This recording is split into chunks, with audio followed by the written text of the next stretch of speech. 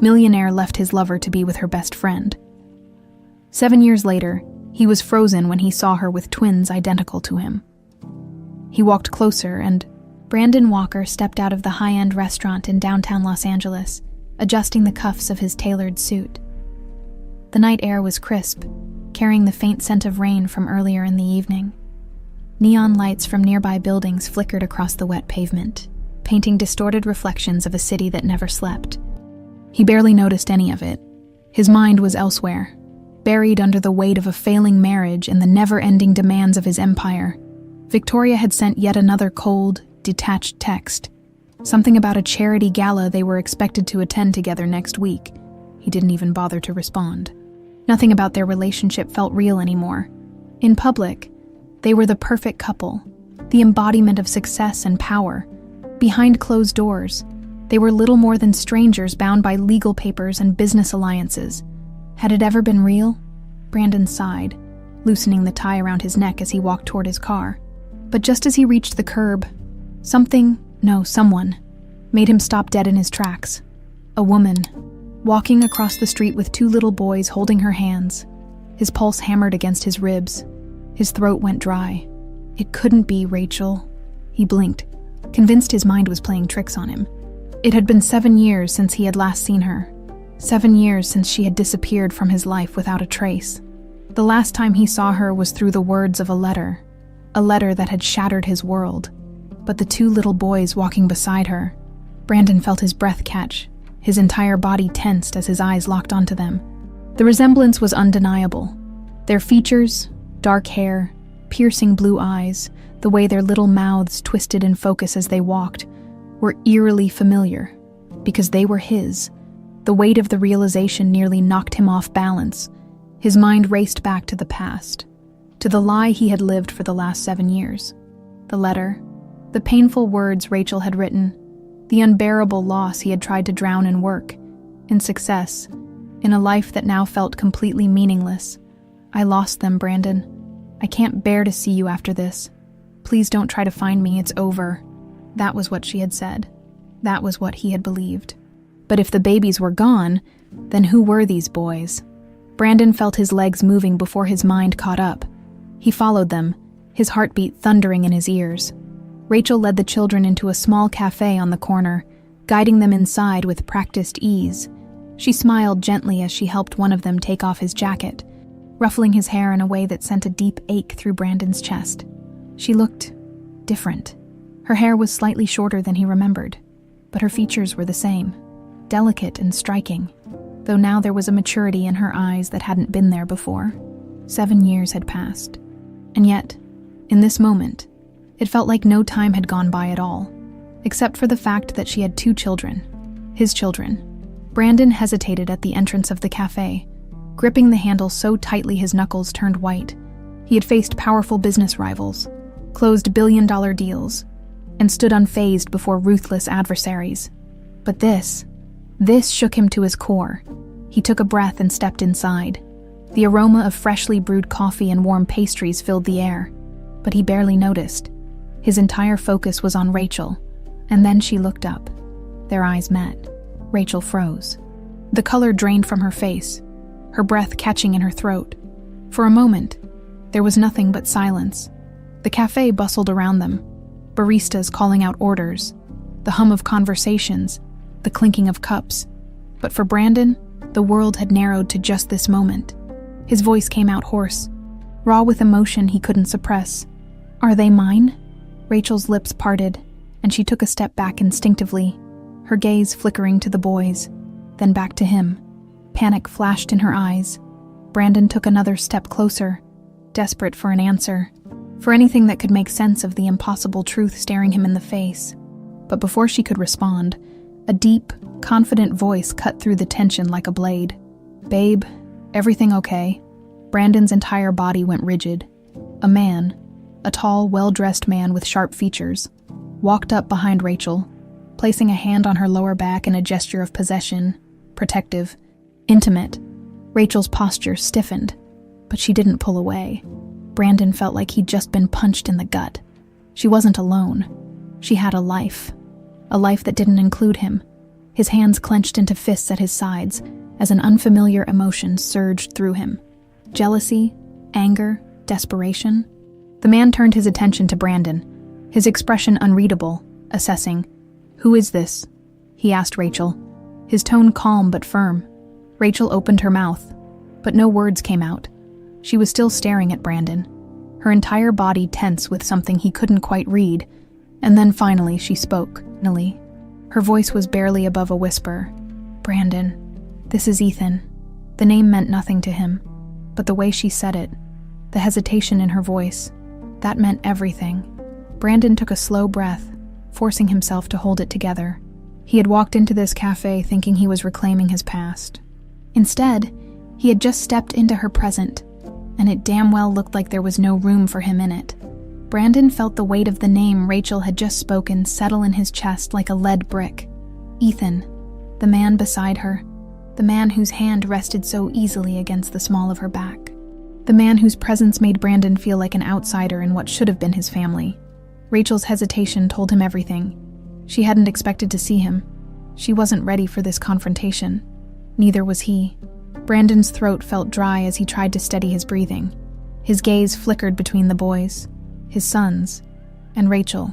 She was still staring at him, lips slightly parted, as if the words she needed to say were stuck in her throat. Ethan, however, didn't seem to have the same hesitation. He stepped slightly in front of Rachel, his sharp blue eyes locking onto Brandon with quiet authority. "Is there something we can help you with?" His voice was calm, but there was an underlying tension beneath the politeness. Brandon clenched his jaw, trying to maintain his composure. He had never been the kind of man to cause a scene.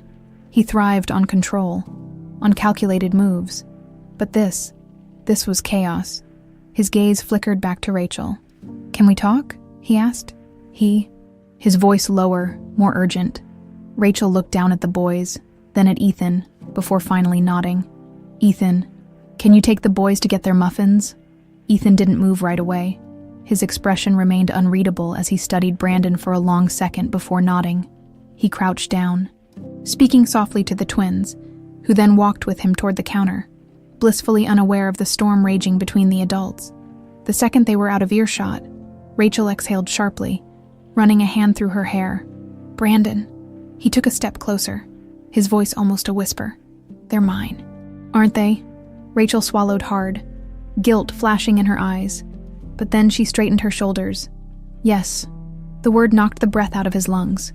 Brandon felt dizzy, as if the ground beneath him had disappeared. He had suspected it the second he saw them, but hearing it was something else entirely. His children were alive. He had 2 sons, 7 years old, and he had missed everything. "You told me you lost them," he said, his voice strained with a mix of pain and anger. Rachel flinched, guilt shadowing her features. "I thought I had," she admitted. "I was told they didn't make it." Brandon's heart pounded. "By who?" Rachel looked away. "The doctor, the hospital." She let out a shaky breath. "Victoria." His blood turned to ice. "Victoria." His voice was a dangerous growl now. Rachel nodded, wrapping her arms around herself as if trying to shield herself from the past. "She came to see me at the hospital. She gave me the letter, the one from you. She said you wanted nothing to do with me after I lost them." Brandon took a step back, his entire world shattering all over again. Victoria, his wife, his own damn wife had orchestrated this. He clenched his fists, the pieces clicking into place, Rachel disappearing without a trace. The cold detachment from Victoria whenever he tried to talk about their loss, the way she had urged him to move on, to forget. She had stolen everything from him. His breath came out uneven. "Rachel, I never wrote that letter." Her eyes snapped up to his, wide with shock. "What? I never wrote you a letter saying I wanted nothing to do with you. I searched for you. I tried to find you, but you were gone. Victoria told me you left the country to heal, that you wanted space, that..." He exhaled sharply, shaking his head. "She lied to both of us." Rachel's hands trembled as she gripped the edge of the table. She was processing the same horror he was. 7 years. 7 years stolen from them. I don't know what to say," she murmured, looking at him with so much emotion that it physically hurt to hold her gaze. I only found out the truth 3 years ago. A nurse from the hospital contacted me. She was the one who told me the twins had survived, that there was a mistake, that—" Her voice cracked, and she looked away, blinking back tears. "It took me years to get them back.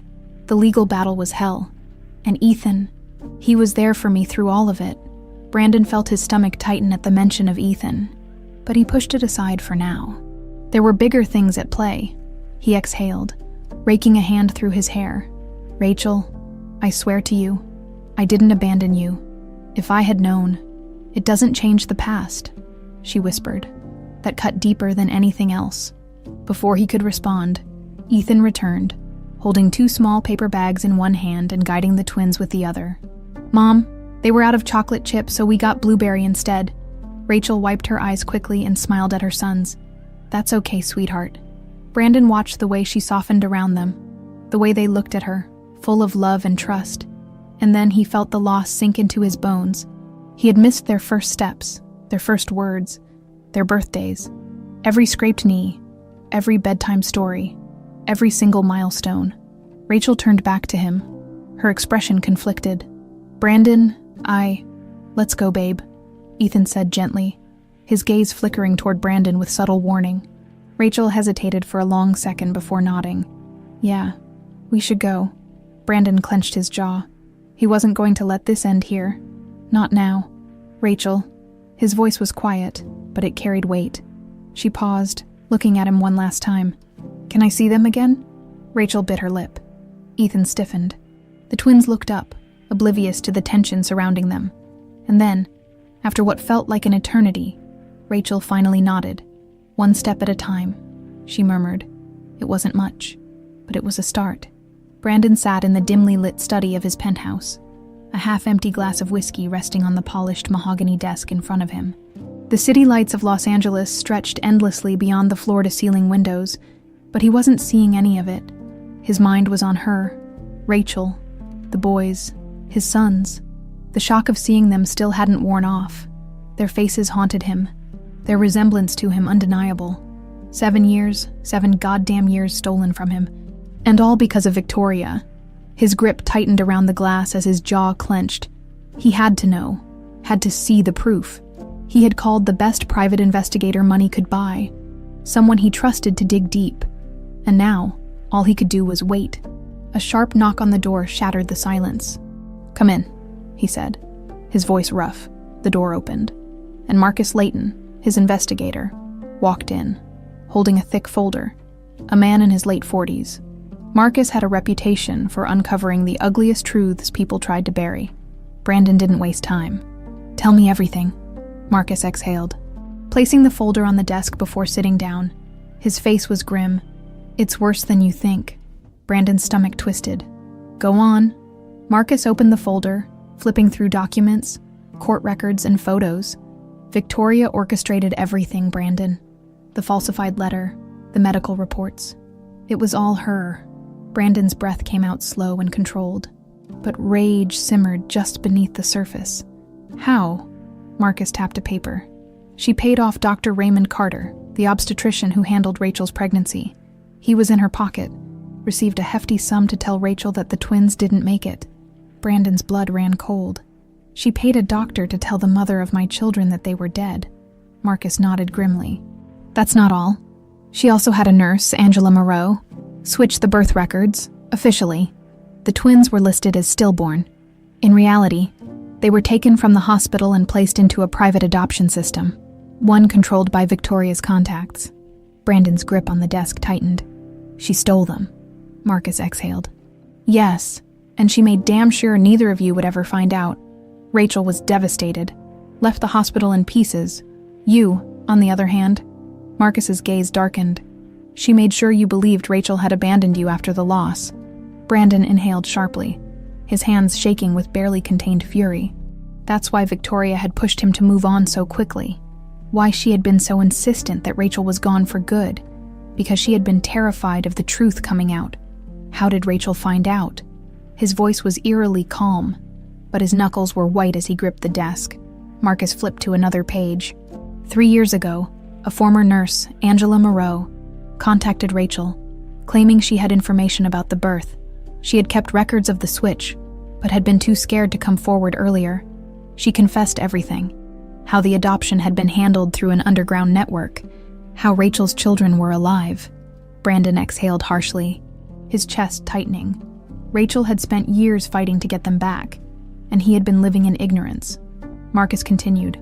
It took 2 years of legal battles before Rachel was able to reclaim them. Ethan was her lawyer. He worked pro bono, pushing through every legal loophole Victoria's people had put in place. In the end, Rachel won custody. But by then, well, you were already married to Victoria. Brandon's entire body tensed. Rachel had fought for them alone. Meanwhile, he had been sleeping beside the woman who had destroyed their family. Marcus hesitated before speaking again. Brandon, there's something else. Brandon's eyes flicked up sharply. What? Marcus slid a photo across the desk. It was Victoria, sitting inside a high-end hotel lobby. Across from her was a man in a doctor's coat. Dr. Raymond Carter. The timestamp was 2 nights ago. Brandon's jaw clenched. She's tying up loose ends. Marcus nodded. I wouldn't be surprised if the doctor suddenly disappeared or had a convenient accident. She knows the truth is coming out, and she's trying to cover her tracks. Brandon pushed back from his desk, standing abruptly. His entire body was rigid with tension. Where is she now? Marcus hesitated. Still at your house. Brandon grabbed his jacket, already moving toward the door. Walker. Brandon paused. Marcus's gaze was steady. She's dangerous when she's cornered. Brandon's lips curled into a humorless smirk. So am I. Walker Estate, 11:45 p.m. Brandon pushed open the heavy oak doors of his mansion with a force that made them slam against the walls. His entire body was coiled tight, adrenaline pumping through his veins. Victoria was in the grand sitting room, a glass of red wine in her hand, lounging on the velvet couch as if she didn't have a care in the world. Darling, she purred, lazily glancing at him. You're home late. Brandon didn't say a word at first. He just walked toward her with controlled fury, his eyes dark and dangerous. Something in his expression made her sit up straighter. Brandon. He threw the folder onto the coffee table. The paper spilled out, exposing every single lie she had told. Recognize this. His voice was low, lethal. Victoria's eyes flickered to the documents, and for the first time, her mask of cool detachment cracked. You stole my children! Brandon's voice was like thunder now, raw and sharp. You made Rachel believe they were dead. You stole 7 years from me. Victoria's breath hitched, but she quickly recovered, setting her wine glass down with a forced smile. Brandon, listen. No. His voice cut through the air like a blade. You listen. He leaned in, his fury ice-cold and controlled now. I am going to expose you for the monster you are. Everything you've built, your reputation, your power, your money, it's all going to come crashing down. Victoria's lips parted, but no words came out for the first time in her life. She had no control over the situation. Brandon took a step back, his voice deadly calm. Enjoy your last night of freedom, Victoria. And with that, he turned on his heel and walked away. Victoria, for the first time ever, looked truly afraid. Victoria Walker had always prided herself on being in control. Control over her image, control over her marriage, control over the empire she had carefully woven around Brandon. But now, as she sat alone in the dimly lit living room of their grand estate, staring at the damning documents Brandon had thrown at her feet, she felt something foreign creeping into her veins. Panic. She had underestimated him. She had known, of course, that the truth was bound to catch up with her eventually. Loose ends always had a way of unraveling, but she had assumed, no, counted on, Brandon never truly looking back. She had believed he was too busy, too distracted, too hardened to dig into the past. She had been wrong. Footsteps echoed down the hall, firm and unyielding. Victoria swallowed hard, schooling her expression just as Brandon reappeared in the doorway. But this wasn't the calm, detached businessman she had manipulated for years. No, this was a man out for blood. He stopped a few feet away, arms crossed over his broad chest, his stance tense with barely restrained fury. His piercing blue eyes locked onto hers, cold and unreadable. For the first time in her life, Victoria felt small in front of him. Nothing to say. Brandon's voice was dangerously low. controlled. But the storm brewing beneath it was unmistakable. Victoria inhaled slowly, masking her fear with an indifferent smirk. I don't know what ridiculous conspiracy you think you've uncovered, but... Brandon moved so fast that her breath caught in her throat. In an instant, he was towering over her, gripping the arms of the chair she sat in, caging her in. His voice was a whispered growl when he spoke next. Don't lie to me. A shiver ran down her spine. His face was inches from hers, his usually collected demeanor completely shattered. The raw, unforgiving rage in his eyes made it painfully clear. This wasn't just about betrayal. It was about his children. You stole my sons from me. His voice was barely above a whisper, but it carried the weight of 7 years of lost time. You made Rachel believe they were dead. You made me believe she left me. Victoria swallowed, feeling her mask slip for the first time. Brandon, his jaw clenched. I trusted you. She flinched. She had expected fury. She had expected threats. But the undeniable hurt laced in his voice. That was something she wasn't prepared for. His gaze darkened as he straightened, putting some distance between them. I built my life around a lie because of you. Do you have any idea what that means? Victoria hesitated, her mind racing. Shut up. Her breath hitched. Brandon never raised his voice. Ever. Until now. You spent years making me believe Rachel abandoned me, he continued, his voice sharper than a blade. You convinced me to marry you while knowing that my sons were out there, growing up without me. You stole my family, Victoria. She forced herself to keep her tone steady. I did what I had to do. Brandon let out a humorless laugh, shaking his head. You did what you had to do. Are you even listening to yourself? Her fingers tightened around the edge of the chair. Rachel wasn't good for you. Brandon. She was weak. Say her name again, and I swear. He exhaled sharply, running a hand through his hair, trying to contain the rage burning inside him. Victoria shifted, regaining some of her composure. Fine, she said, voice carefully neutral. You found out, so what now? Brandon's eyes flashed. You're going to pay for this. She tilted her head, forcing a smirk. Be careful with threats, darling. I'm still your wife. His lips curled into something that wasn't quite a smile. Not for long. Victoria stiffened. Brandon stepped back, but his gaze never wavered. I've already filed for divorce, he said, voice laced with finality. Everything you stole from me, I'm taking it back. She felt the air leave her lungs. You wouldn't. Watch me. Her carefully constructed world cracked at the edges. She had spent years solidifying her place by Brandon's side, securing a life of luxury, of power. Without him, without his name, his wealth. What was she? Her heartbeat pounded as she pushed to her feet, masking her fear with cold fury. You think you can just walk away, that you can erase me like I never existed. Brandon's expression didn't change. I'm not erasing you, Victoria. He paused, his voice turning ice cold. I'm making sure you never have the power to hurt anyone again. For the first time, real fear flickered in her eyes. Brandon turned toward the door. You have until tomorrow morning to pack your things and leave. Victoria's heart pounded. And if I don't? He stopped, glancing at her over his shoulder. Then I make sure the world knows exactly who you are and what you've done. She clenched her jaw. You think you can take me down, Brandon? He let out a slow, cold exhale. I think you already did that to yourself. And with that, he walked out. Victoria stood frozen, the weight of her crumbling empire crashing down around her. For the first time in her life, she had lost. Brandon sat in his car outside Rachel's apartment, gripping the steering wheel so tightly that his knuckles turned white. The truth burned inside him like a raging fire, a fury that refused to be contained. Victoria had stolen everything from him, his children, his future, his happiness, and Rachel. She had lived through hell alone. He exhaled sharply, trying to steady himself. How do you tell someone that the worst moment of their life was a lie?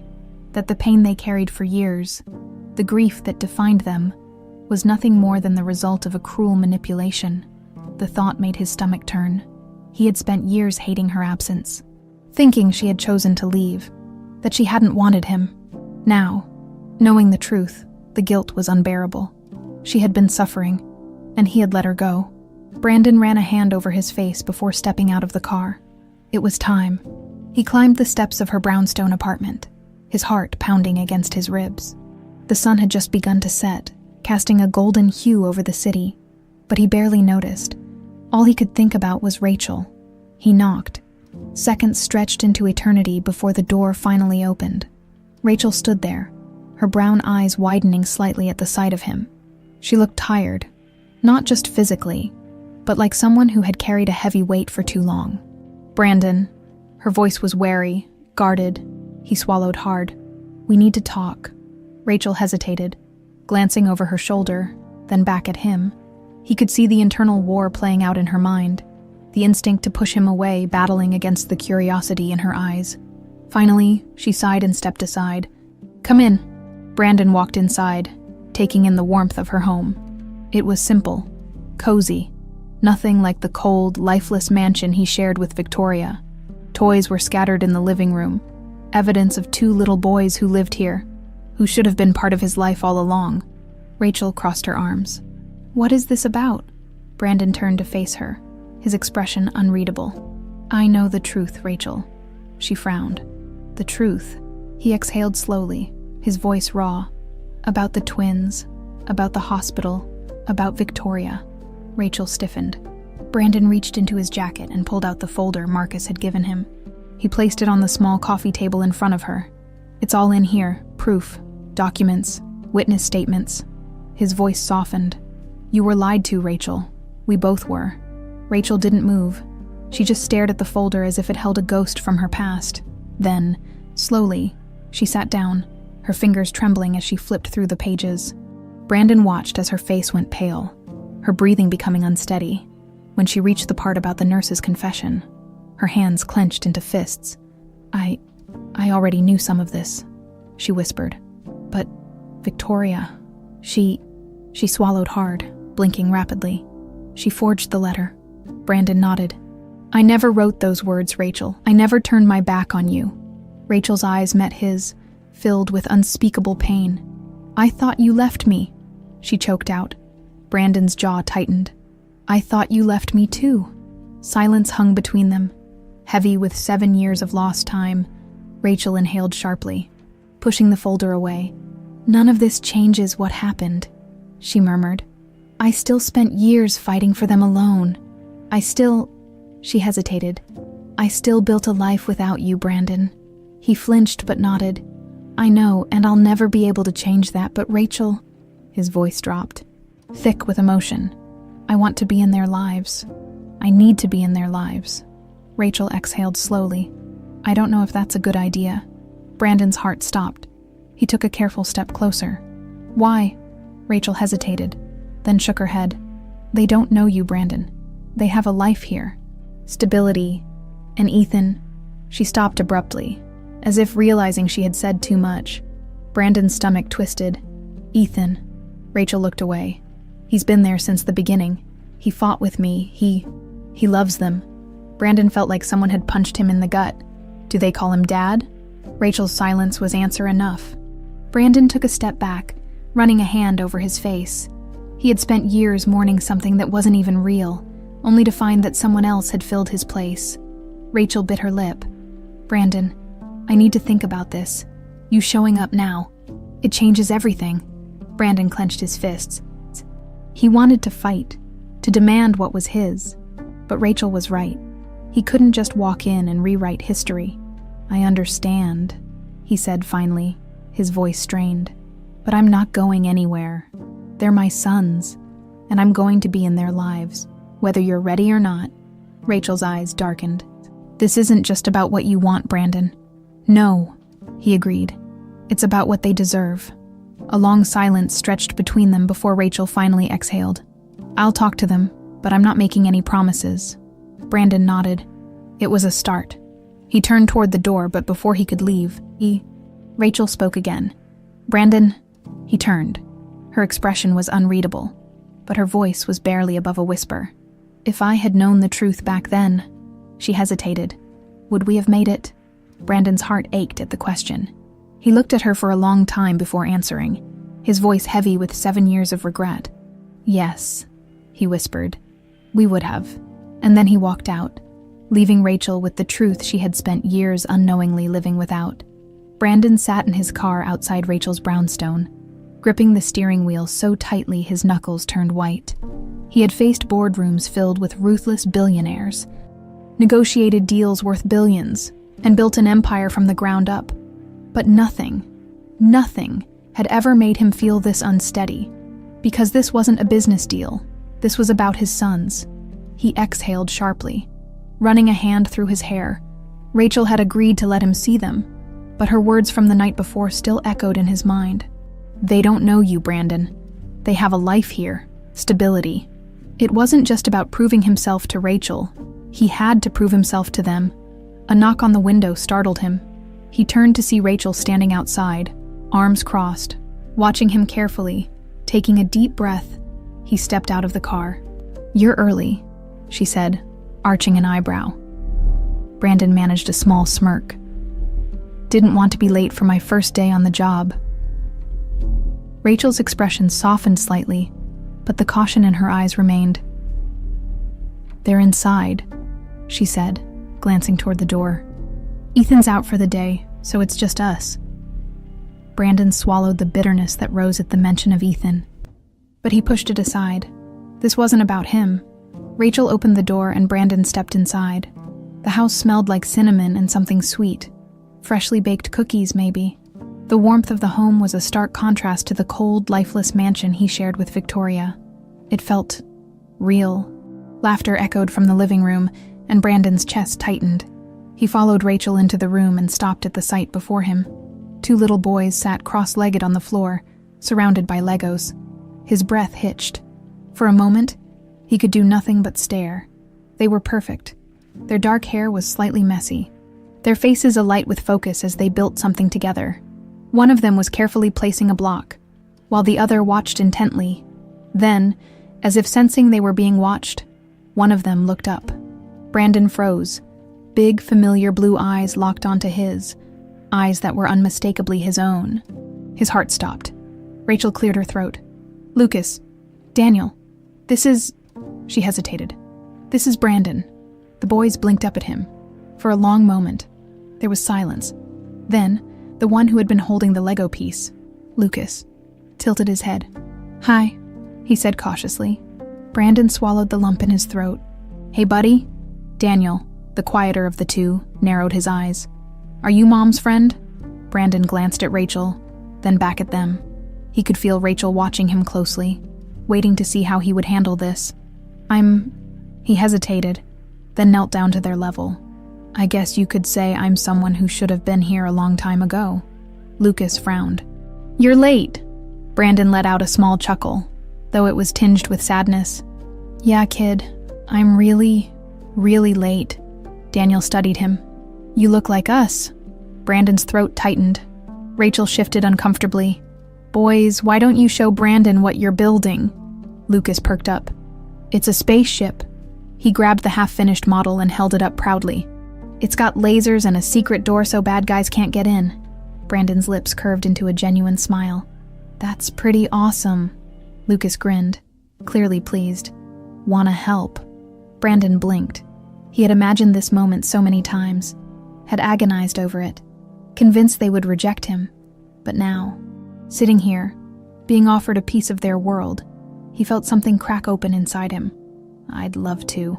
Lucas handed him a few pieces, and Brandon carefully placed one on the model. Daniel watched silently before scooting closer, handing him another block for the first time in 7 years. Brandon felt like he belonged, an unspoken bond. Minutes passed, and to Brandon's surprise, the boys slowly warmed up to him. Lucas was talkative, animated, full of excitement. He told Brandon all about spaceships, dinosaurs, and his favorite superhero. Daniel was quieter, more observant. He watched Brandon carefully, studying him in a way that felt eerily familiar, because Brandon did the exact same thing when he was a kid. At some point, Rachel left the room, giving them space. Lucas poked Brandon's arm. "You're really big, like a superhero." Brandon chuckled. "Not quite." Daniel finally spoke again. "Mom said you work in a big building." Brandon nodded. "I do. A really big one." Lucas tilted his head. Bigger than the one Batman has. Brandon smirked. Maybe, but I don't have a bat cave, so he wins. Lucas grinned, while Daniel remained thoughtful. Mom doesn't like that building, he muttered. Brandon's stomach twisted. He knew exactly what Daniel meant. Rachel had spent years associating his world with pain and betrayal.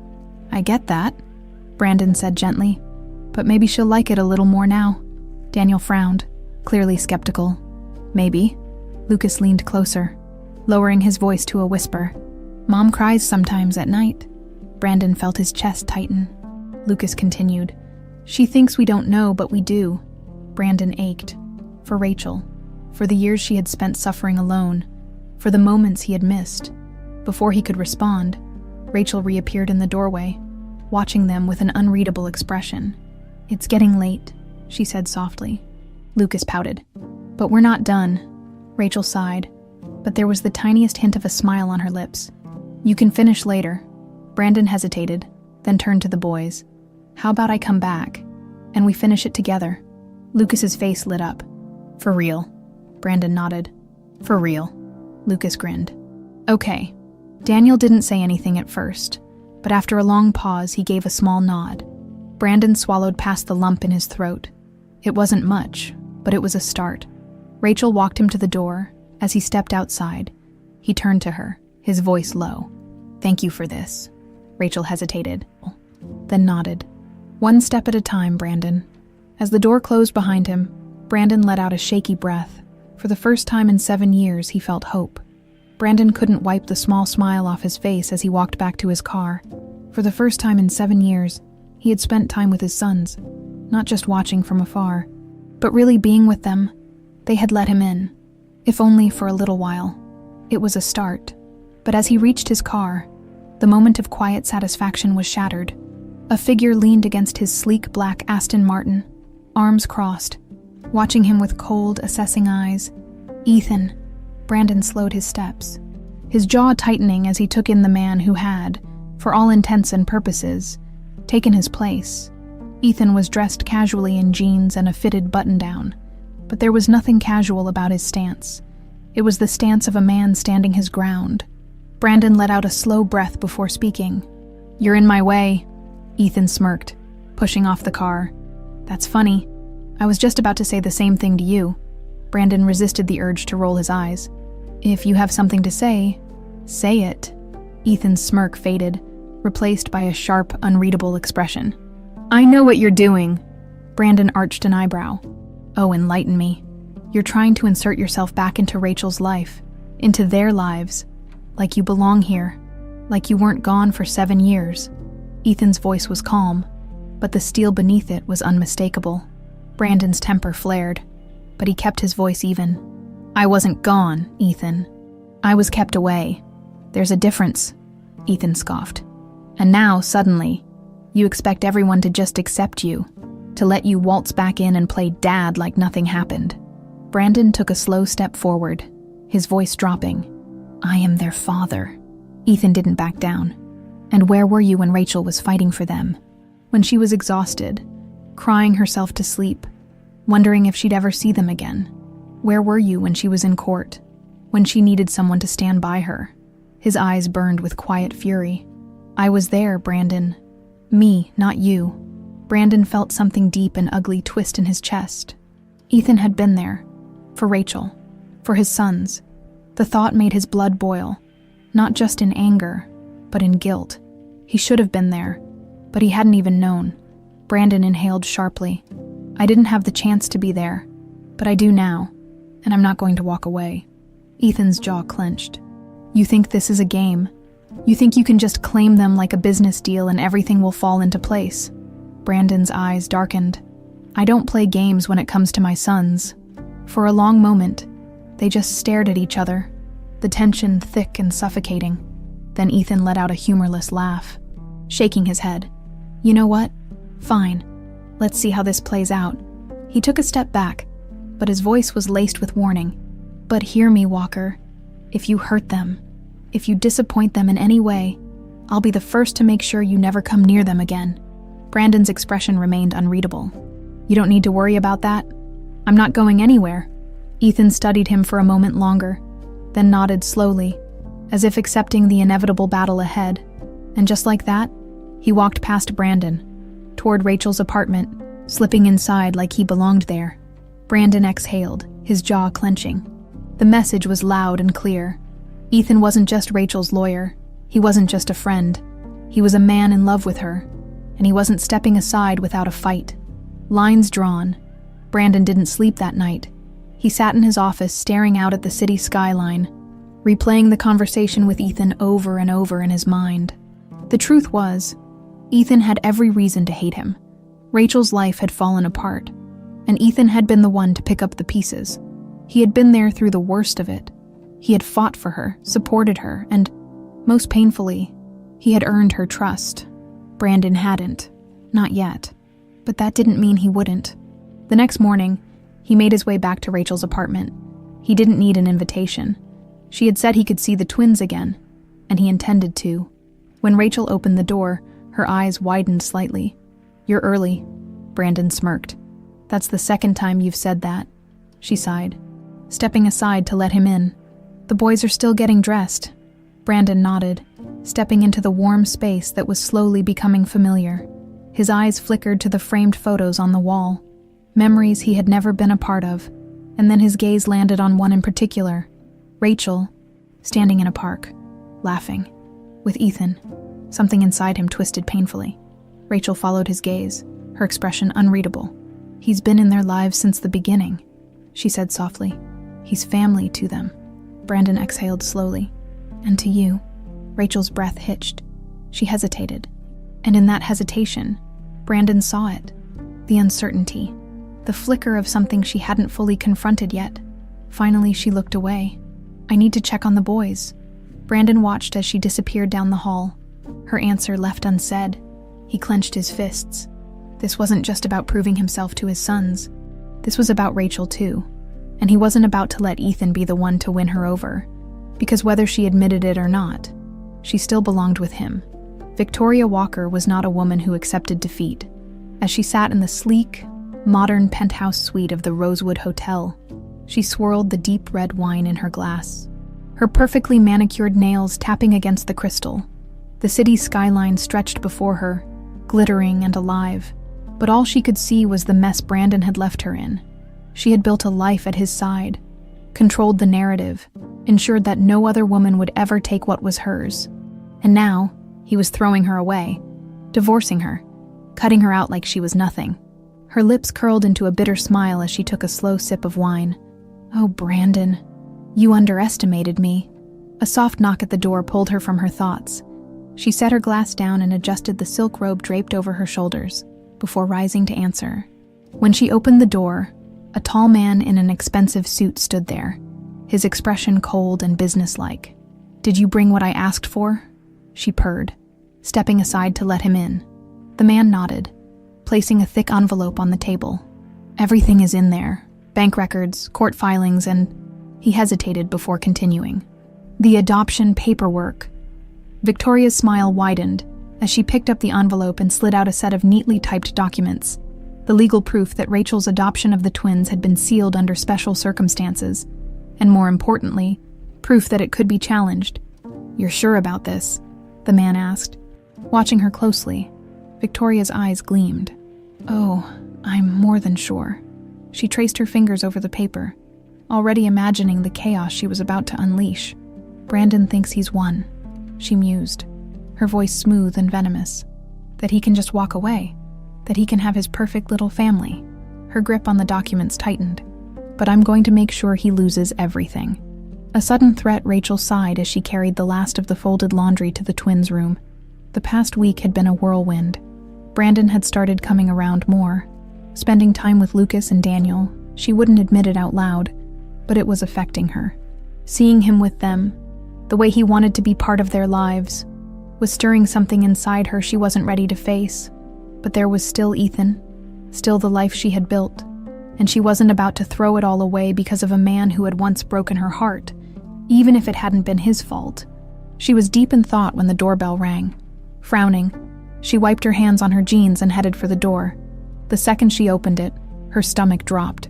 Victoria Walker stood on her doorstep, dressed in an elegant navy blue dress, her blonde hair styled to perfection. She looked as if she had stepped out of a fashion magazine. Polished, poised, and utterly venomous, Rachel's first instinct was to slam the door in her face. But Victoria's smug smile told her she was expecting that reaction. "Hello, Rachel," she said smoothly, tilting her head. "Aren't you going to invite me in?" Rachel crossed her arms. "Get off my property." Victoria's smile didn't waver. "Oh, darling, I don't think you'll want to do that." She pulled an envelope from her designer purse and held it up. "Because if you do, you'll never see your children again." Rachel's blood ran cold. "What the hell is this?" she demanded, snatching the envelope from Victoria's hand. "Just a little legal complication," Victoria said casually, stepping past Rachel and into the house. "Oh, what a lovely home, so quaint." Rachel ignored her, tearing open the envelope. Her hands shook as she scanned the documents. Her heart stopped. Legal paperwork, a challenge to the adoption, a claim that, because of the irregularities in how the twins were taken from her at birth, the original ruling could be contested. "You're lying," Rachel hissed, eyes snapping up to Victoria. "This is garbage." Victoria raised a perfectly sculpted brow. "Oh, honey, I never lie when it comes to business." Rachel's pulse pounded in her ears. "Brandon will never let this happen." Victoria smirked. "Who do you think I'm really targeting, dear?" Rachel's breath caught. Victoria stepped closer, lowering her voice to a silk-covered threat. "Brandon loves those boys, and now that he knows they're his, he will do anything to keep them." Rachel clenched her fists. "If you think you can use them as leverage to get Brandon back, you're more pathetic than I thought." Victoria's cold laughter sent a chill down Rachel's spine. "Oh, I don't want Brandon back, sweetheart. I want him ruined." Rachel's heart slammed against her ribs. Victoria's gaze sharpened. "I can take this to court and drag you through hell. I have the money, the power, and the best lawyers in the country." She smiled, a predator baring its teeth. "And when I'm done, either Brandon will have full custody," she tilted her head, "or I'll make sure neither of you do." Rachel's stomach turned. She had fought for years to get her boys back. She wasn't about to let this woman take them away. Taking a shaky breath, she squared her shoulders. "Get out." Victoria sighed dramatically. "So rude, but I expected no less." She turned to leave, but then she glanced over her shoulder. "Enjoy your time with them, Rachel," she said lightly, "because soon it might just be your last." With that, she strolled out the door, leaving Rachel gripping the paper so tightly her knuckles turned white. For a long time, she just stood there, her mind racing. Then, without hesitation, she grabbed her phone and dialed. Brandon answered after one ring. "Rachel," her voice shook. "It's Victoria," she whispered. "She's trying to take them away from me." There was silence on the other end. Then, Brandon's voice, low and deadly. "Over my dead body." Brandon sat in his office, gripping his phone so tightly he thought it might shatter. Rachel's voice still echoed in his ears, filled with panic and desperation. "It's Victoria. She's trying to take them away from me." Rage coiled in his chest. Cold and suffocating, of course. She was. Victoria had never known when to quit. She had stolen 7 years from him, manipulated him into a loveless marriage, and now she was coming for his children, not on his watch. Brandon pushed back from his desk, already dialing Marcus Layton's number. The investigator picked up almost immediately. "I need you to find out everything Victoria is doing," Brandon ordered. "Every lawyer she's contacted, every move she's made." Marcus sighed. "Brandon, I was about to call you. It's worse than you think." Brandon's grip on the phone tightened. "Tell me," Marcus hesitated. "She's not just trying to challenge the adoption. She's trying to prove Rachel is an unfit mother." Brandon's breath left him in a slow, controlled exhale. What the hell is she using? She's digging into Rachel's past, looking for anything. Financial struggles, medical history, even psychological evaluations from when she was fighting for custody of the twins. She's twisting everything to make it look like Rachel is unstable. Brandon closed his eyes, his fists clenching. Victoria was willing to destroy Rachel just to get to him. "She's filing an emergency motion," Marcus continued. "If the judge agrees, Rachel could lose temporary custody while they investigate. Brandon shot up from his chair. Like hell she will. She has powerful lawyers, Brandon. You know how this works. Brandon did know. Money and power could turn lies into truths in a courtroom. And Victoria, she had plenty of both. Brandon ran a hand over his face. What's the fastest way to shut this down? Marcus hesitated. Honestly, you need to make a sacrifice. Brandon's jaw clenched. What kind of sacrifice? Rachel's vulnerability is that she's alone in this, Marcus said. But if the court sees that the father is stepping up, that he's willing to take responsibility, they'll have no grounds to remove the kids from her custody. Brandon frowned. Meaning, you have to file for joint custody, officially, publicly. You have to show the court that you are actively stepping into the role of their father, leaving no room for Victoria to question Rachel's ability to parent. Brandon froze. Joint custody?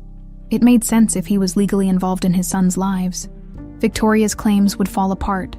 She couldn't argue that the twins were better off without Rachel if Brandon, their biological father, stood beside her. But that also meant a battle. It meant stepping into Rachel's world and forcing her to accept him, fully, legally, permanently. She wasn't ready for that. Hell, she was barely letting him in now. Brandon exhaled sharply. She's going to hate this. Probably, Marcus admitted. But it's the only way to protect them. Brandon nodded slowly. File the paperwork. The breaking point, Rachel paced her living room, her hands trembling as she clutched her phone. The fear in her chest was suffocating. Victoria had power, money, connections, and Rachel knew firsthand how easy it was for the legal system to be twisted. Her babies. She couldn't lose them. A sharp knock at the door made her jump.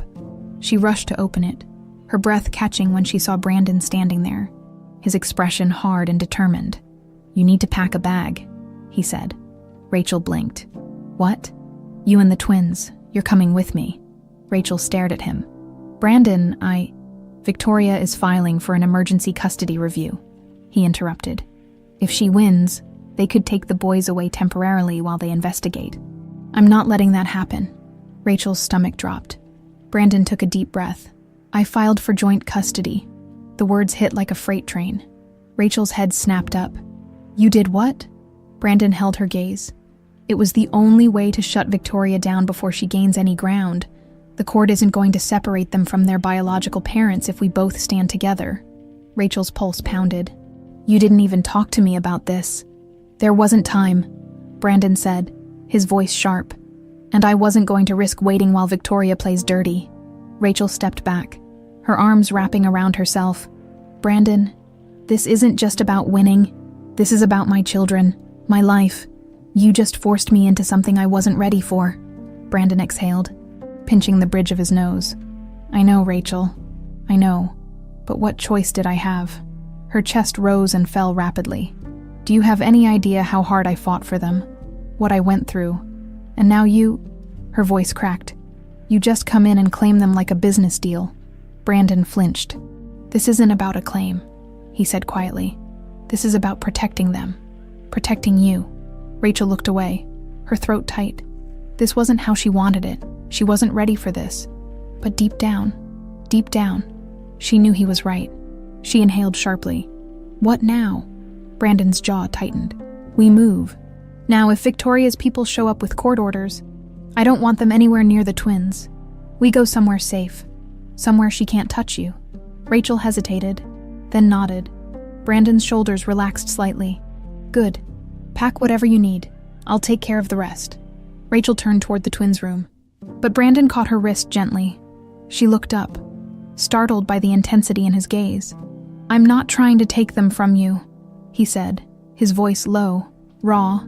I just want to be their father. Rachel swallowed hard. I know. Brandon released her hand, stepping back. Then let me help you. Rachel didn't reply. Instead, she turned and walked away, her heart pounding, because for the first time, she wasn't sure if she was fighting Brandon or falling for him all over again. Victoria Walker had always believed that money and power could buy her way out of anything. It had worked for years. Until now, she sat in her luxury suite at the Rosewood Hotel, a glass of whiskey untouched on the table beside her. The city lights glittered beyond the window, but she wasn't admiring the view. Her hands trembled as she scrolled through the news alerts on her phone. Walker Enterprises CO files for joint custody and legal battle against estranged wife. Her jaw clenched. Brandon had moved faster than she expected. She thought he would fight, thought he would struggle against the legal web she had spun. But instead, he had done the one thing she hadn't predicted. He had gone all in.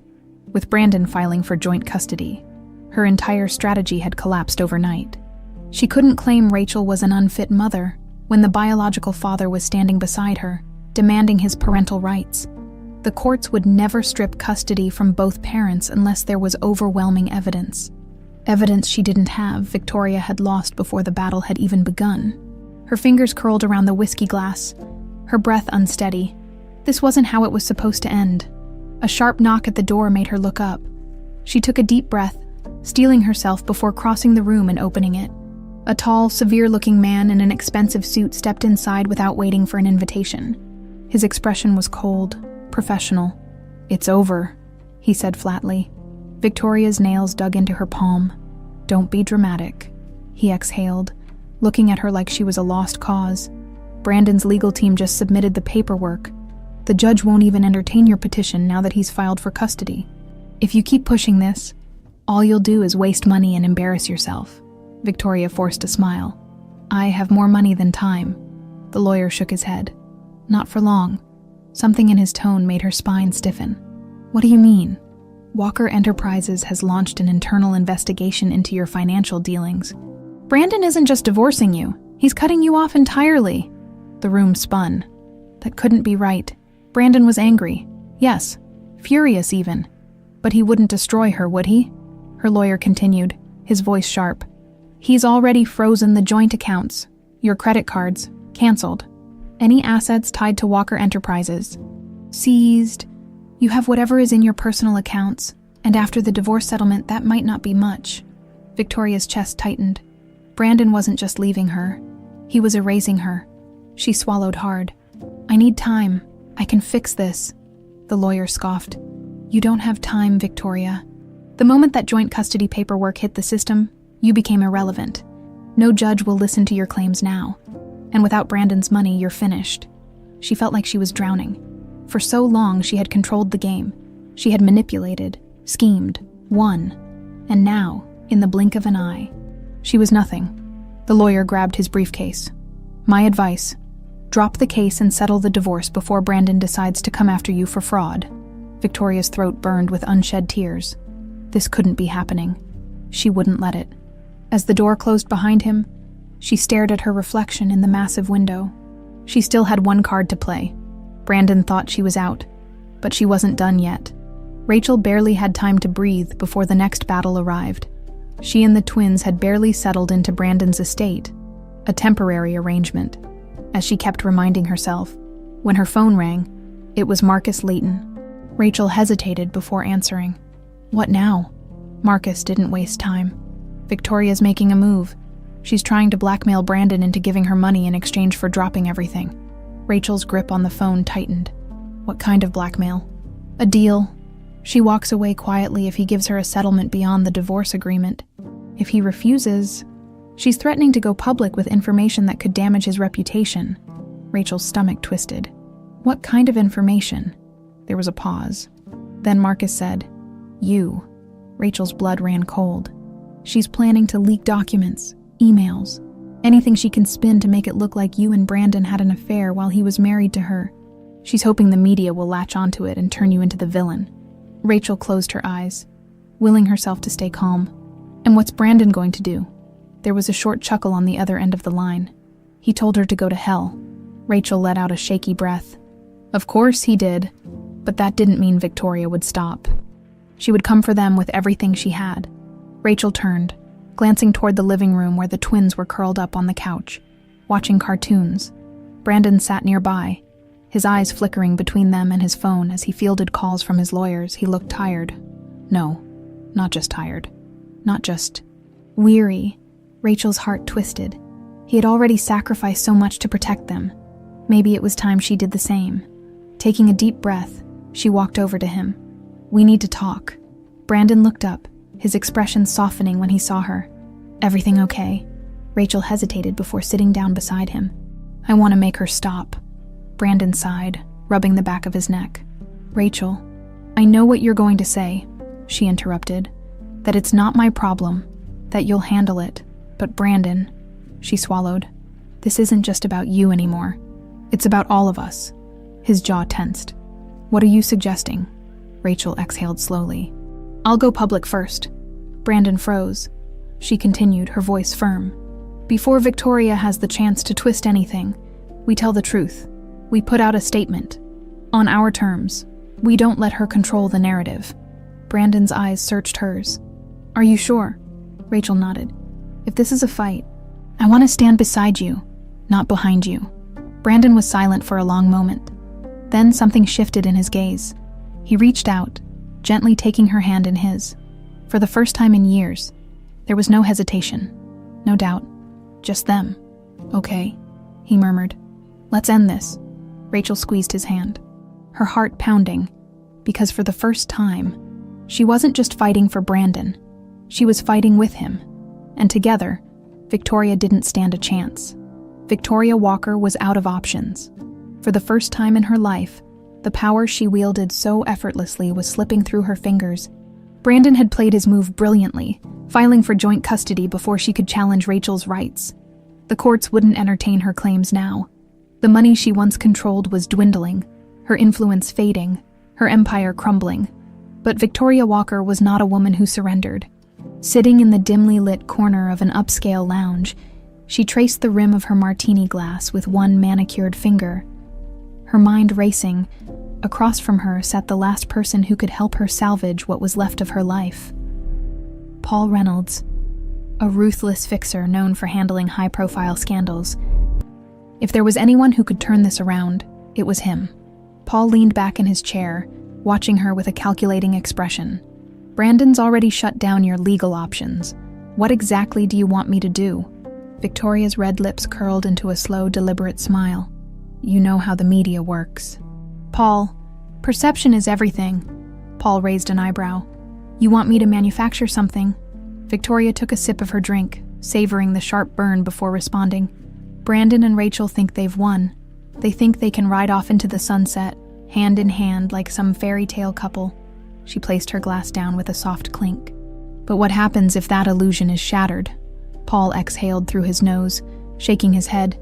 If you're asking me to fabricate an affair or dig up dirt on Rachel, I'll tell you right now, it won't work. The public already sympathizes with her. Brandon filing for joint custody only strengthens that image. You attack her. You make her a victim. You attack him. You make him a martyr. Victoria's nails tapped against the table, her irritation simmering just beneath the surface. She needed a scandal, but not one that could backfire. Then an idea flickered in her mind. Slowly, she leaned forward. What if Rachel isn't the target? Paul studied her for a long moment before nodding. Go on. Victoria's smile widened. Brandon has spent his entire career building his reputation as a businessman with integrity. He's always been careful, always been calculated. She tilted her head. But what if the world saw a different side of him? One where his emotions cloud his judgment.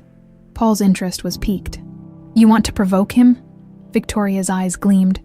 Exactly. Paul sighed, rubbing his temple. You'd need something personal, something that hits him where it hurts. Victoria's smirk was pure venom. I think I know just the thing. Brandon sat in his office, staring at his phone as if willing it to ring. Rachel had insisted on going forward with the public statement, controlling the narrative before Victoria could spin her web of lies. It had been a risk, but so far it was working. The press had responded favorably, and for the first time, the chaos Victoria thrived on was slipping through her grasp. Still, something gnawed at him.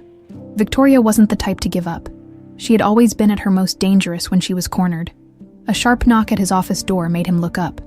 Marcus stepped inside, his face unreadable. We have a problem. Brandon tensed. What is it? Marcus placed a folder on the desk. Flipping it open. Victoria is playing dirty. She leaked a story this morning. Brandon's stomach tightened as he skimmed the documents. Billionaire Brandon Walker caught in secret meeting with Rachel Bennett before divorce. The article was sensationalized garbage, but it was dangerous nonetheless. Victoria had twisted the timeline. making it seem like he and Rachel had been involved before his marriage ended, painting Rachel as the woman who had stolen him away. Brandon exhaled sharply, clenching his jaw. This is her last move. Marcus nodded. She's trying to trigger a public meltdown, if she can get you to lash out.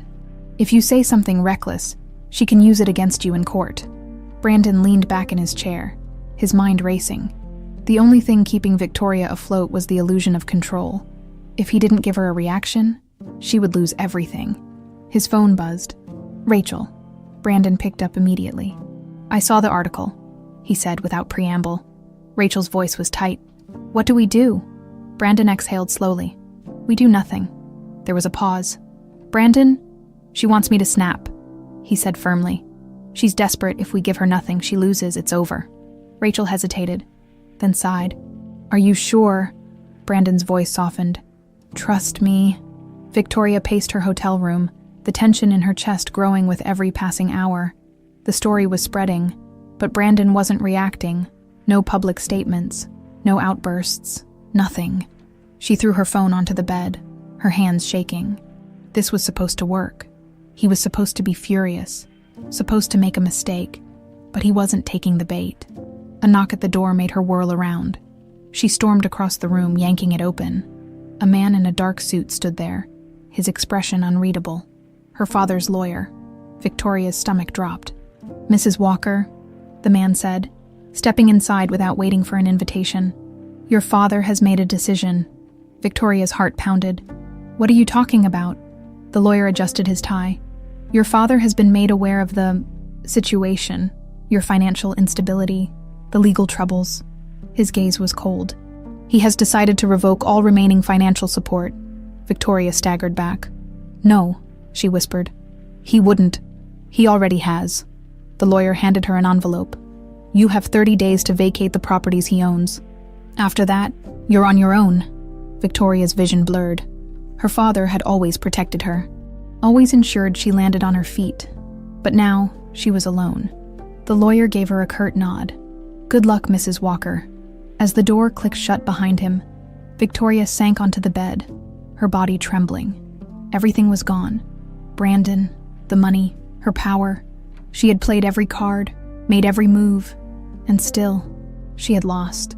A sob broke from her lips as the crushing weight of reality finally settled on her shoulders.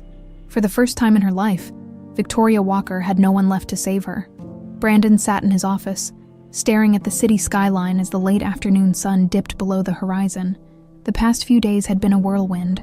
Legal battles, media attacks, and the slow but steady dismantling of Victoria's empire. And yet, as much as he wanted to revel in her downfall, he couldn't shake the weight pressing against his chest. This wasn't just about winning. It was about putting everything behind him. He had spent 7 years trapped in a life he never wanted, believing in lies that had cost him the most important things in the world, Rachel and his children. Now, finally, the war was over. His phone buzzed on the desk, snapping him from his thoughts. Marcus, Brandon answered. Tell me it's done. Marcus exhaled. She's finished. The lawyers confirmed it. Victoria officially dropped her custody challenge this morning. The judge dismissed the case entirely. Rachel and the twins are safe. Brandon let out a slow breath, relief washing over him. And the divorce. Finalized by the end of the week. Brandon nodded, gripping the edge of his desk. Good. But then Marcus hesitated. There's something else. Brandon frowned. What? She wants to see you. Brandon's grip tightened. Victoria. She called your lawyer directly, Marcus said. Asked for one last meeting. She said it's important. Brandon clenched his jaw. She doesn't get to demand anything from me. I figured you'd say that, Marcus replied. But she sounded different, Brandon scoffed. Victoria's always been a good actress. I know, Marcus admitted. But this wasn't the same. She didn't sound like a woman plotting her next move. She sounded like a woman who's lost everything. Brandon exhaled sharply. He should have ignored it. Should have let her rot in the mess she created. But something about Marcus's tone made him pause. I'll meet her, Brandon said finally. But it's going to be on my terms. Victoria Walker sat alone in a quiet corner of an upscale restaurant, the kind she used to frequent when her world was whole. But now, She barely recognized the woman staring back at her in the reflection of the window. Her designer dress, once a symbol of power, felt like a costume. The diamonds around her neck, a desperate attempt to cling to an image that no longer existed. She wasn't the queen of anything anymore. She was a woman with nothing left to lose. The sound of approaching footsteps made her straighten. Smoothing her expression into something unreadable, Brandon Walker stopped in front of her, hands in his pockets, his presence as commanding as ever. "Victoria." His voice was cool, detached. She forced a small smile. "You came." "I don't have much time," he said, sliding into the chair across from her. "Say what you need to say." Victoria studied him, trying to find some trace of the man who had once stood by her side, but he was different now. Stronger, free. For the first time, she realized that she had never truly broken him. "I'm leaving," she said, fingers curling around the edge of her glass. "I'm going to Europe, maybe Singapore. I haven't decided yet." Brandon arched an eyebrow. "You expect me to care?" Victoria let out a soft chuckle. "No, but I thought you should know." He didn't respond. She took a deep breath. "I lost, Brandon." He nodded. "Yes, you did." Her lips parted slightly at the bluntness, but she didn't argue. "I don't expect forgiveness. I don't even expect you to believe me when I say, I did love you, in my own way." Brandon's expression didn't change. "If you loved me, you wouldn't have stolen my children. You wouldn't have tried to ruin Rachel." Victoria's throat tightened. "I was scared of losing you." Brandon leaned forward, his voice low. "You never had me." The words hit harder than she expected. For years, she had convinced herself that she had won, that she had taken something from Rachel, that she had built a life that meant something. But now, sitting here, looking at the man she had fought so hard to keep, she saw the truth. Brandon had never been hers, and he never would be. She swallowed back the bitterness rising in her throat. "I'm not asking for redemption, Brandon. I know what I did, and I'll have to live with it." Brandon exhaled slowly. "Then why did you ask to see me?" Victoria hesitated. "Because I wanted to say goodbye, and because there's something I need to give you." She reached into her bag and pulled out a small envelope, sliding it across the table. Brandon eyed it warily before picking it up. "What is it?" he asked. Victoria's voice was barely above a whisper. "The last piece of truth I have left." Brandon didn't open it. Instead, he studied her for a long moment, as if searching for one final lie, but there was nothing left in her eyes but exhaustion. "Goodbye, Brandon," she murmured. He stood, pocketing the envelope without another word, and then, without looking back, he walked away. Victoria watched him go, knowing this was the last time she would ever see him. For the first time in her life, she was truly alone. Brandon didn't open the envelope until he was back in his car. He hesitated before carefully tearing it open. Inside was a single folded letter, written in Victoria's elegant handwriting. His eyes scanned the words, his breath catching as he read, "Brandon, you may never believe me, but I need you to know one thing. I wasn't the only one involved. I had help. There was someone else pulling the strings. Someone who wanted Rachel out of the picture just as much as I did. Your father." Brandon's entire body went still. His hands tightened around the letter, his pulse thundering in his ears. His father, the man who had pushed him into a life of power, who had always disapproved of Rachel, the man who had once told him that love was a weakness. Brandon's vision blurred with rage. Victoria had been a monster. Yes, but she had never been the mastermind. His own father had helped orchestrate the biggest betrayal of his life. Brandon exhaled sharply, folding the letter with precise, controlled movements. This wasn't over, not yet. He had won against Victoria. But now, he had another enemy to face. Brandon Walker sat in the back of his car, the letter from Victoria still clutched in his hands. He had read it 3 times now, each word sinking deeper into his chest like a knife twisting between his ribs. His father, the man who had built Walker Enterprises from the ground up, the man who had taught him everything about power, control, and strategy, the man who had always warned him that love was a weakness. He had been involved. Brandon inhaled slowly, forcing himself to stay calm, but his hands shook as he folded the letter back into the envelope. He had spent years blaming Victoria, believing that she alone had orchestrated his downfall. But it had never been just her. His father had wanted Rachel gone, and he had helped make it happen. Brandon clenched his jaw, his voice tight as he spoke to his driver. "Take me to my father's estate now." The driver hesitated only a moment before nodding. "Yes, sir." The car pulled away from the curb, weaving through the city streets as Brandon forced himself to control the storm brewing inside him. He had spent his entire life trusting his father, trying to live up to the impossible standards the man had set. And now, all of it, the respect, the admiration, the blind loyalty, felt like a joke. The drive to the Walker estate felt longer than usual. By the time they arrived, Brandon barely waited for the car to stop before pushing open the door and striding toward the grand entrance. The butler barely had time to react before Brandon pushed past him, his footsteps echoing against the marble floors. His father sat in his usual spot in the study, a glass of whiskey in hand, eyes flicking up from a financial report as Brandon stormed in. Russell Walker was a man who had never looked rattled a day in his life, and tonight was no different.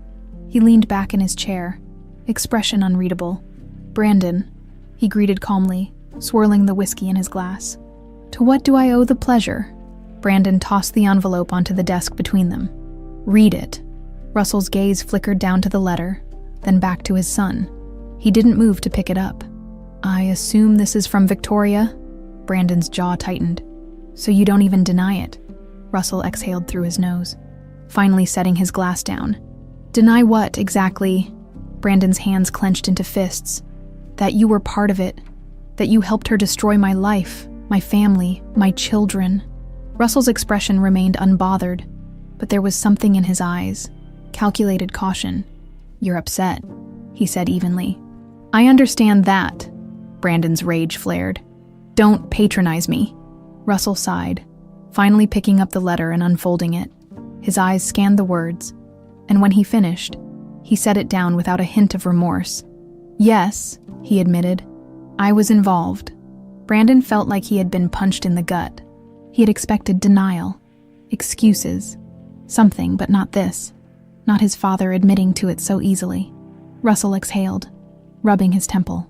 "Brandon, I did what needed to be done." Brandon let out a humorless laugh, shaking his head. "You stole my children from me. You ripped Rachel out of my life, and you call that something that needed to be done?" Russell leaned forward, his expression cool, controlled. "Rachel was a distraction." Brandon's blood boiled. "She was the woman I loved. And look at where you are now." Russell gestured around the room, as if that explained everything. "You have power, wealth, influence. You're the man I always knew you could be." Brandon stared at him, barely believing what he was hearing. "You think any of that matters?" Russell sighed, clearly exasperated. "Don't be naive, son. Love makes men weak.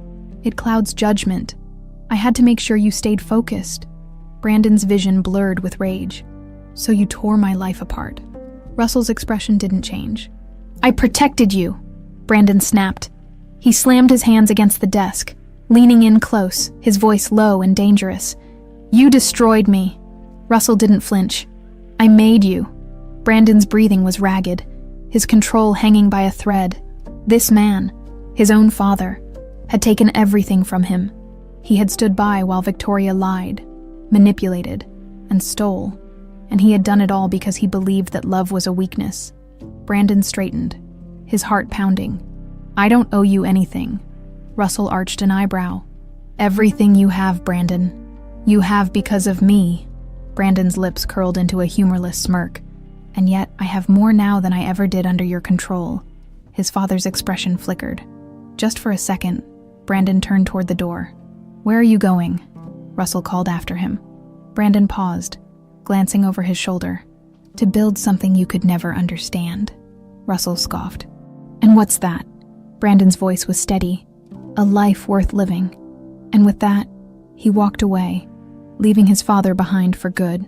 When Brandon arrived back at his penthouse, he felt like he had been carrying a weight for years. And now, finally, it was gone. He had spent too long living under his father's shadow. Too long chasing the version of himself that his father had forced him to be. Now, he was ready to live for himself. His phone buzzed. "Rachel," he answered immediately. "Hey." There was a hesitation on the other end before she finally spoke. "Are you okay?" Brandon let out a slow breath. Yeah, and for the first time in years. He meant it. Rachel's voice softened. The boys asked if you were coming over tomorrow. Brandon's chest tightened. He smiled. I'll be there. And this time, he wouldn't be late. Brandon stood outside Rachel's house, his heart pounding harder than it should have been. He'd spent his life negotiating multi-billion-dollar deals, facing down corporate giants and dismantling empires. And yet, standing here, about to see his sons, he felt like a nervous wreck. This was different, because this wasn't just about winning. This was about earning back what should have been his all along. He exhaled slowly, forcing himself to knock.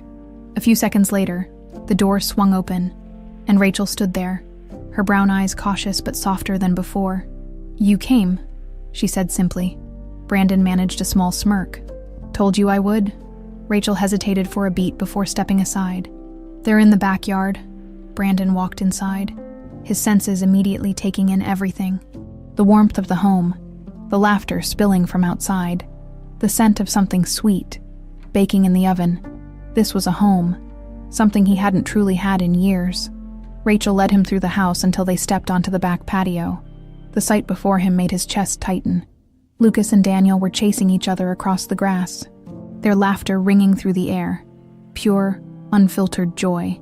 His sons. Brandon swallowed hard.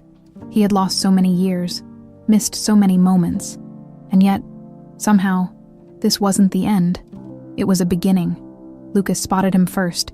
His eyes widened in surprise before breaking into a grin. Hey, you're back. Brandon's heart clenched. You're back. Like he had been here before.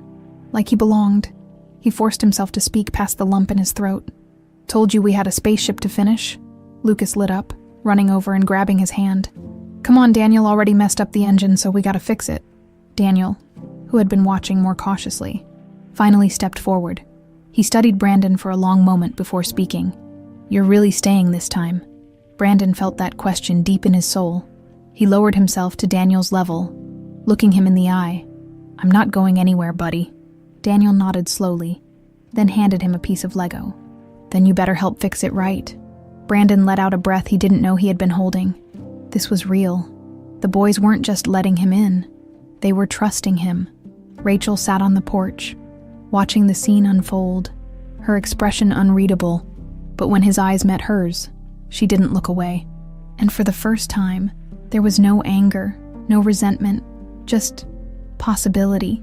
An hour later, Rachel called the boys in for dinner. They groaned in protest, but she shot them the look, and they quickly scrambled inside. Brandon hesitated, standing on the porch as Rachel leaned against the doorway. You can stay, she said suddenly. Brandon blinked. What? She gestured toward the house. For dinner, if you want. Brandon hesitated, not because he didn't want to, but because this felt too good to be real. Rachel must have noticed his hesitation because she sighed. Brandon, I know this doesn't fix everything. I know we can't just pretend the past didn't happen. Brandon's jaw tightened. I wouldn't expect you to. She nodded. But the boys need you, and whether I like it or not, I need to get used to you being around. Brandon searched her face, looking for any trace of doubt, but there was none. Only a woman who had spent years fighting alone, and was finally letting herself accept that she didn't have to anymore. I'd like that, he said softly. Rachel nodded before disappearing inside. Brandon exhaled slowly before following her. For the first time in a long time, he wasn't stepping into a boardroom or a battlefield. He was stepping into something far more important. A family. Dinner was chaotic. Lucas talked non-stop, filling Brandon in on everything. His favorite superheroes, the latest game he wanted, how Daniel cheated at hide-and-seek. Daniel, though quieter, observed Brandon carefully, as if still deciding how he felt. Rachel barely spoke, but every now and then, her eyes met Brandon's, and something unspoken passed between them. When dinner ended, the boys were still buzzing with energy. Lucas ran over, grabbing Brandon's sleeve. Can you read us a story? Brandon hesitated. Rachel watched silently, letting the moment play out. Daniel crossed his arms. Mom does the voices. Brandon smirked. Oh yeah, think I can do them better. Lucas gasped dramatically. Challenge accepted. Brandon chuckled, letting them drag him toward the couch. Rachel lingered by the doorway, watching as Brandon settled between them, a book in his hands. As he started reading, voices and all, something inside her shifted. She had spent years believing she had to protect the boys from Brandon, that letting him in would only lead to more heartbreak. But now she was starting to realize that maybe she had been protecting herself all along. Later that night, when the boys were finally asleep, Rachel walked Brandon to the door. The silence between them was heavy, filled with things neither of them knew how to say. Finally, she spoke. "They like you." Brandon exhaled, rubbing the back of his neck. "I like them too." Rachel nodded. "I don't know where this goes from here, but I think we're okay." Brandon studied her carefully. Okay is a good place to start. Rachel hesitated before giving him the smallest smile. And in that moment, for the first time since everything had fallen apart, Brandon saw something in her eyes he hadn't seen in years. Hope. Brandon hadn't been able to get Rachel out of his mind since that night. It wasn't just the way she had watched him with the boys, or the way she had slowly started to let her guard down. It was the way something between them had shifted. Something that had once been broken, but was now cautiously being pieced back together. He had told her that okay was a good place to start. But deep down, he knew that wasn't enough. Not for him. Not for what he felt for her. So when he pulled up outside Rachel's house, gripping the steering wheel a little too tightly, he knew this wasn't just another visit. This was the moment where everything changed. Taking a deep breath, he stepped out of the car and knocked. Rachel opened the door, blinking in surprise. "You're early." Brandon smirked. "That's the third time you've said that." Rachel sighed, stepping aside to let him in. "You showing up before the boys even get home from school isn't exactly normal." Brandon ran a hand through his hair. "I needed to talk to you." Something in his tone made Rachel still. She studied him carefully before nodding toward the kitchen. "Okay, let's talk." Brandon followed her, his heart hammering in his chest. Rachel leaned against the counter, arms crossed. "What is it?" Brandon hesitated. "I've been thinking a lot about everything. About us, about the past, and about what comes next." Rachel exhaled slowly. "Brandon, I need to say this," he interrupted gently. Rachel closed her mouth, waiting. Brandon took a step closer, his voice raw. "I spent years thinking you left me, hating you for it. And then, when I found out the truth, I hated myself even more for believing it." Rachel's lips parted slightly, but she didn't interrupt. "I can't get those years back," he continued, his throat tightening. "I can't erase the pain. I can't undo what happened. But Rachel," his voice softened, "I don't want to spend another second pretending that what I feel for you just disappeared." Rachel swallowed hard. "Brandon," he stepped closer, closing the space between them. "Tell me you don't feel it too," he murmured. Rachel looked away, her breathing uneven. "It's not that simple." "Why not?" She let out a short, humorless laugh. "Because this isn't just about us anymore. There are 2 little boys in the middle of this. Boys who love you. And if this doesn't work, they'll be the ones who suffer." Brandon nodded slowly. "I know, and that's why I'm not going anywhere. No matter what happens between us, I will always be here for them." Rachel's eyes met his, filled with uncertainty. "And what about me?" Brandon didn't hesitate. "I will always be here for you too." Rachel sucked in a shaky breath. "I don't know if I can do this again." Brandon reached out, gently taking her hand. "Then let me prove to you that you can." She looked down at their intertwined fingers, her defenses crumbling. "I never stopped loving you," he whispered. Rachel's eyes snapped up to his, wide and uncertain. For a moment, she just stared at him, torn between the past that had hurt her and the future that could heal her. And then, finally, she whispered, "I never stopped loving you either." Brandon's breath hitched, and before he could second-guess it, before she could change her mind, he reached up, cupping her face gently. Rachel's lips parted, but she didn't pull away, and then, as if drawn by something stronger than words, she closed the distance between them. The kiss was slow, hesitant at first, like testing the waters of something long lost but never truly gone. Then it deepened, becoming something desperate, raw, and real. Brandon pulled her closer, his hands sliding into her hair as she clung to him. years of pain and longing melting away in the space between them. When they finally pulled apart, Rachel's forehead rested against his, her eyes still closed. "This is terrifying," she whispered. Brandon let out a shaky chuckle. "Yeah, but it feels right." Rachel pulled back just enough to look at him. "So, what now?" Brandon brushed a strand of hair from her face. "Now we take it one step at a time. No pressure, no rushing, just us." Rachel searched his face, then finally nodded. "Okay." Brandon smiled, because this time, okay wasn't just a place to start. It was a place to stay.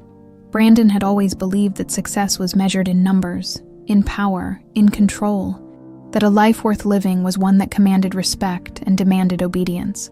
But sitting on Rachel's porch on a quiet Sunday morning, watching Lucas and Daniel chase each other around the yard, he realized he had never understood true success until now. Because this laughter, this peace, this family, was the only thing that had ever truly mattered. Rachel stepped outside, 2 mugs of coffee in her hands. She handed one to him, settling into the chair beside him. For a while, they just sat there in comfortable silence, watching the boys play. Then Rachel spoke. "I'm still trying to wrap my head around all of this."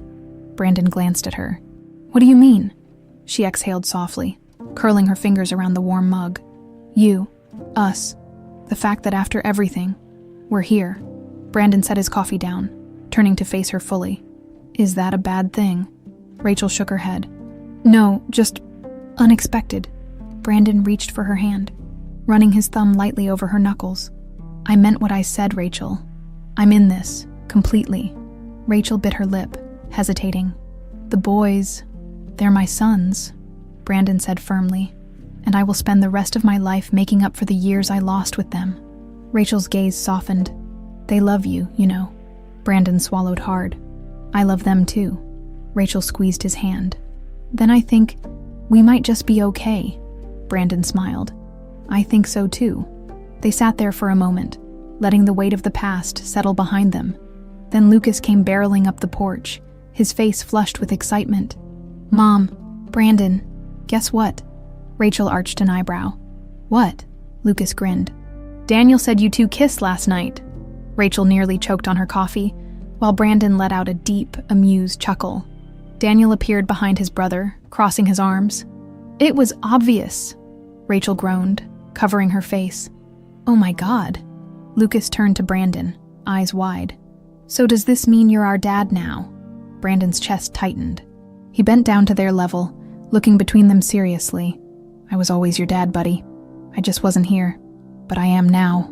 Lucas beamed, throwing his arms around Brandon's neck. Daniel hesitated for a moment before joining in, his hug a little more reserved, but just as meaningful. Rachel watched the scene unfold, her eyes brimming with emotion. She had fought so hard, for so long, to protect her boys, to give them the life they deserved.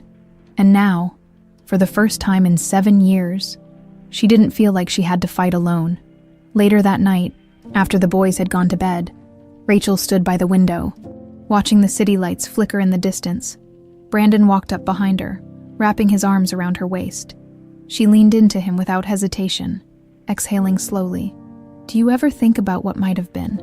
she murmured. Brandon pressed a soft kiss against her temple. "All the time." Rachel swallowed hard. "Do you regret it?" Brandon turned her in his arms so she was facing him. "I regret the time we lost, but I don't regret where we are now." Rachel searched his face. "Even after everything." Brandon smiled. "Especially after everything." A small, shaky breath escaped her. "I don't know how to do this." Brandon cupped her face, his thumbs brushing gently against her cheekbones. "Then let's figure it out together." Rachel let out a soft laugh. "You make it sound so easy." Brandon smirked. "It's not, but the best things never are." Rachel closed her eyes, resting her forehead against his. "Promise me something." Brandon pulled her closer. "Anything. Promise me that no matter what happens, we won't let the past define us."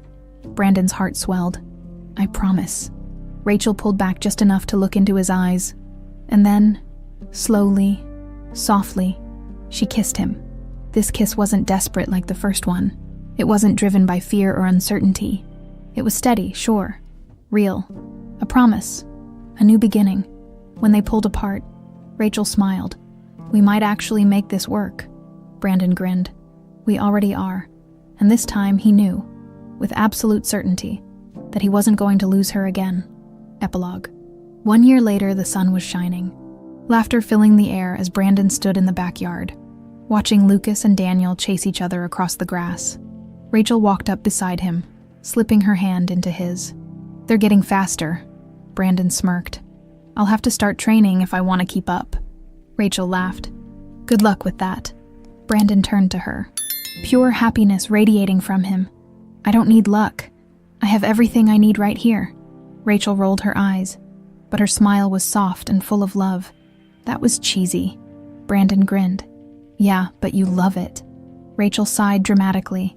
Unfortunately, I do. Brandon leaned down, kissing her gently. Lucas groaned from across the yard. You gross! Daniel smirked. Told you they do it all the time. Rachel laughed, pulling away. Come on, dinner's ready. The boys cheered, racing inside. Brandon watched them go, his heart so full it ached. This was what he had been missing. And now that he had it, he was never letting it go.